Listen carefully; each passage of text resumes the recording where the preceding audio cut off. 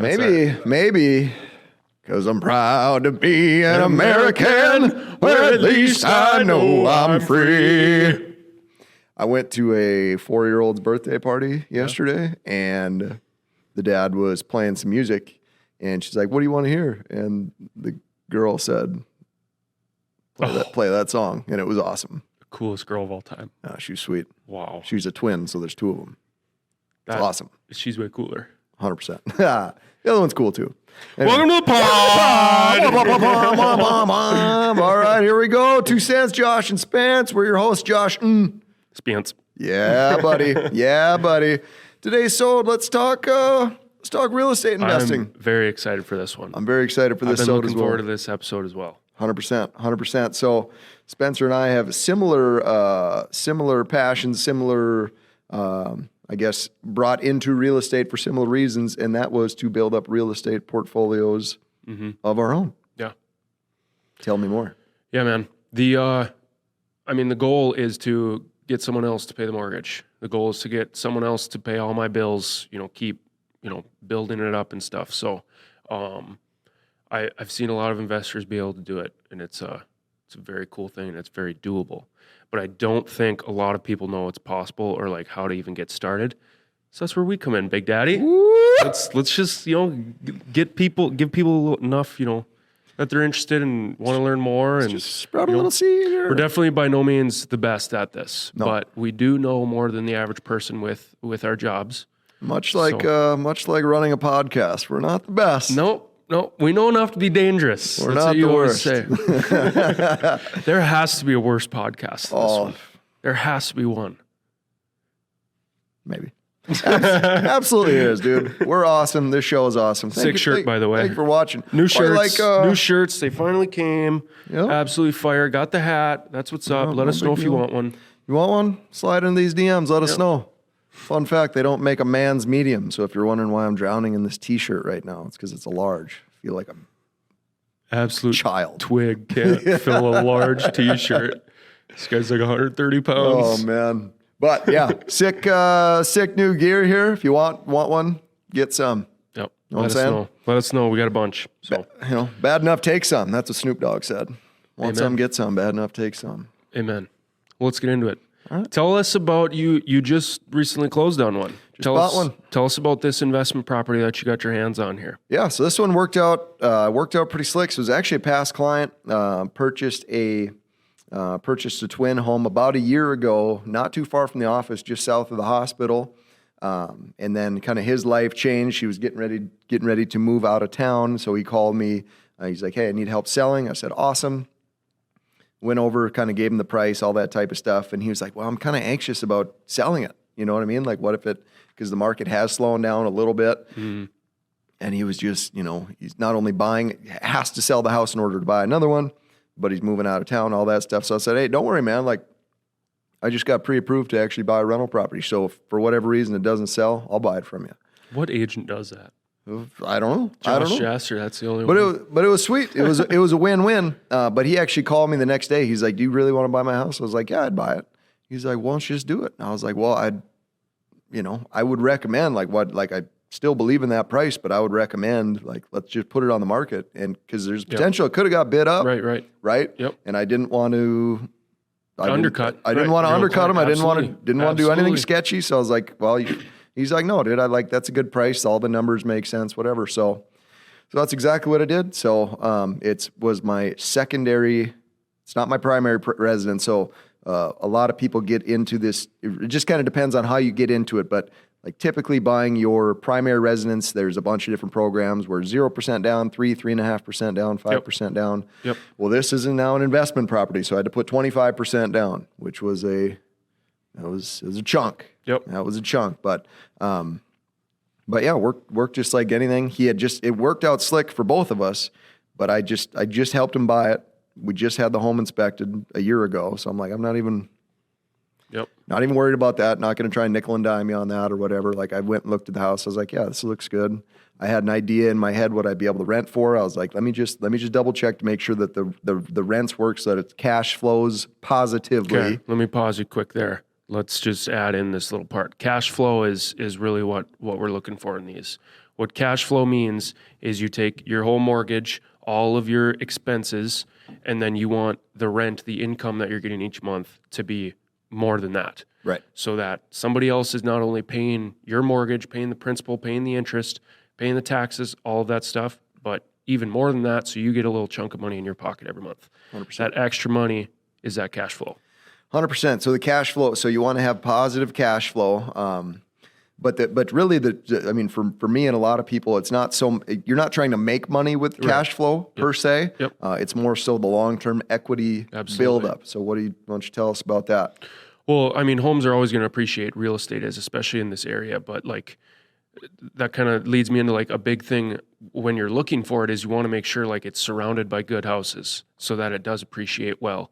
Like you don't want to buy the best house in the neighborhood and it's surrounded by trap houses. Sure.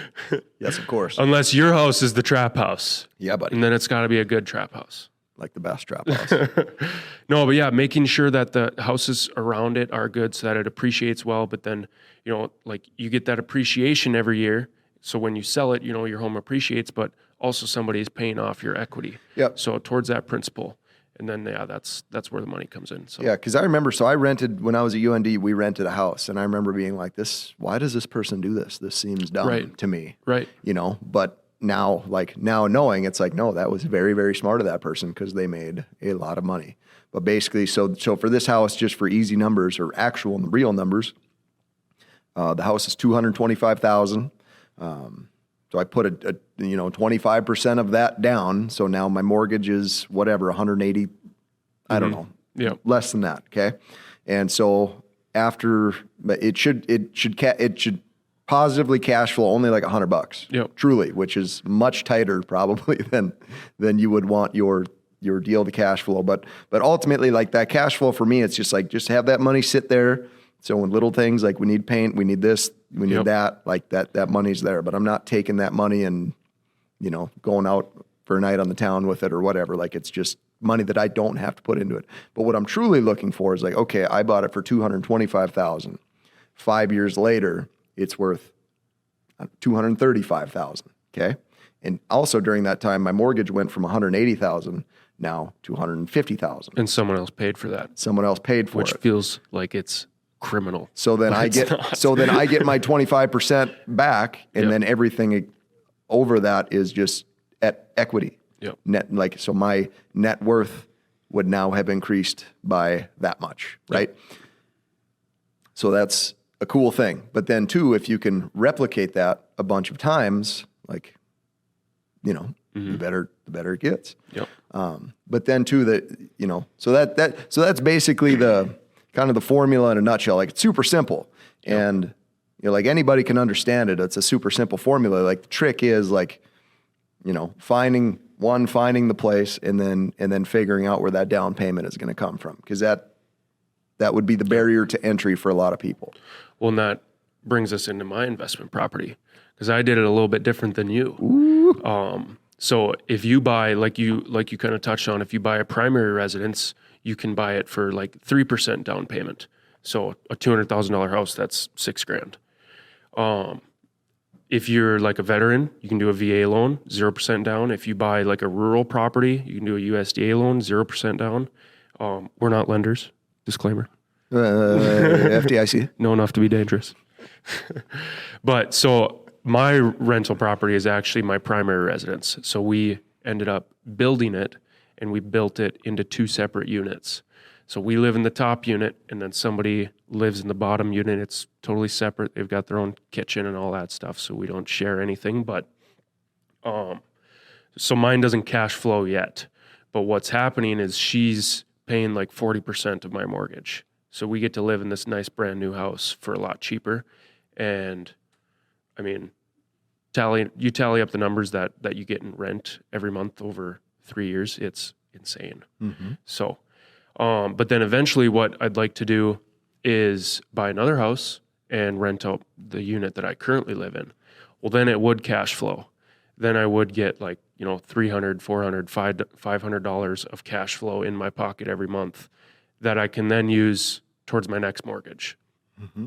So the goal is to have enough cash flow where you don't have any expenses. Mm-hmm. That's my goal, at least. 100%. So when people talk about being like financially free, financially Yep. independent, they have enough positive cash flow. So they just for easy numbers, like all their bills are $1,500, but they are receiving $2,000 a month. So, Could you imagine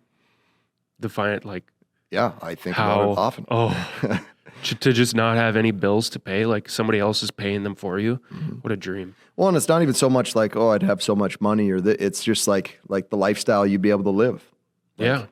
What Right. do couples fight about? They fight about money Yep. and time and whatever. So to be able to, and whatever you're into, whatever your calling is, like just to be able to do more of that. Yep. So let's get into this. So you're talking about buying your second place, Yep. but again, there's that big 20% barrier to entry. Yep. So what have we discovered, or what did we talk about? So you can take the equity that I've built up in my current house, the one that I'm living in, and you can borrow money against that equity to put as a down payment on your next house. So it's called HELOC, Home Equity Line of Credit. You don't have to do it this way, obviously, but this is just kind of the way that I'm going down. But again, that big 25% Yep. down, like Well, that's tough to have. That's Yeah, a not everyone hindrance for a has lot of people. But you do what you did, and all of a sudden you've Yep. been sitting in this house. It is now appreciated. Yep. So now you have the opportunity to do what? You can buy another one, and let's say your home equity line of credit, you borrow $50,000, and that payment is X amount. Honestly, I don't even know what it would be, but you just want to make sure that you're cash flowing enough to cover that as well. So, yeah. Yeah. Was that your question? Yeah, Okay. yeah. Well, it's a cool thing. Yeah, right? for sure. Well, and again, you're having somebody else pay that like out of their pocket. So, yeah, it's cool. Well, it's just something that maybe not a lot of people don't. They're Yep. like, well, I've lived in this house for however long, but I don't have that much money, or I'm not comfortable just parting with that much cash. Well, it's a way to, Well, and I think the first one is the toughest for everyone, is like especially if you have a big down payment like that. But if you can buy an investment property as your first one and live in that one like your primary residence, that makes it so much easier, because then you can build up that equity and get that HELOC for your next one and just keep building off of that. And I've got a few clients who are doing that as well, and I've seen them have pretty good success with it. So yeah. And those you're talking about, Tanner and Gavin. yeah. Yeah, dude. Those, Well, there's some other people too. Yep. but those guys, for example, I call them by name, and nobody knows whose it is. But these kids, they're like, how old are they? 20, 21 years I think old? they just turned 21. And it's so cool because they figured out a way. They're in the Guard, military guys, so they're both able to buy homes with not a lot of money down or zero down, and now they're getting super creative on how to get money. We should get them on the podcast. We should get them on the podcast. Those guys are awesome. Yeah. But yeah, so anyway, it's just that, there's all kinds of ways to get creative to start building your net worth. Yep.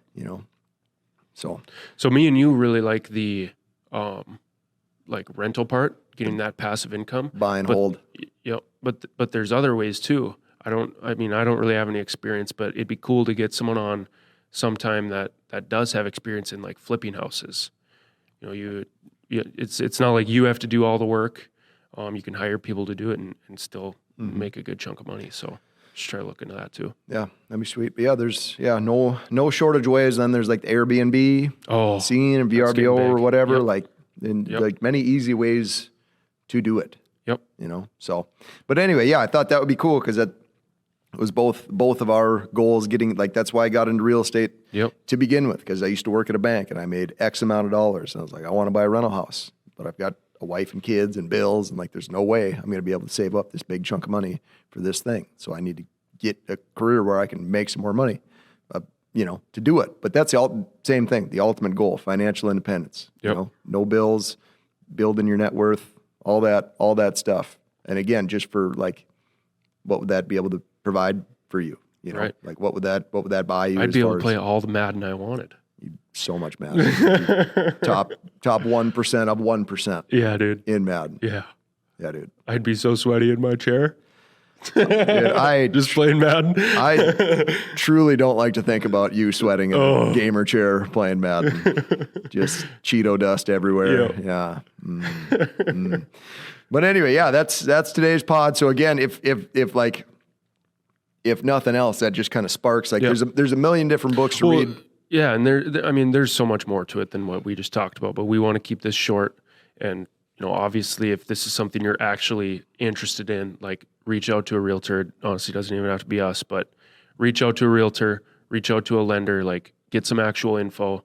It's a very cool thing, and it can be done. It's like, obviously it's risky. So, I mean, Yeah. there's a risk with every investment. So make sure you're smart about it and you know what you're doing. And that's why you hire the professionals to do it. So 100%. It's a good pod. good pod, man. Watch for deer. Shake a bug.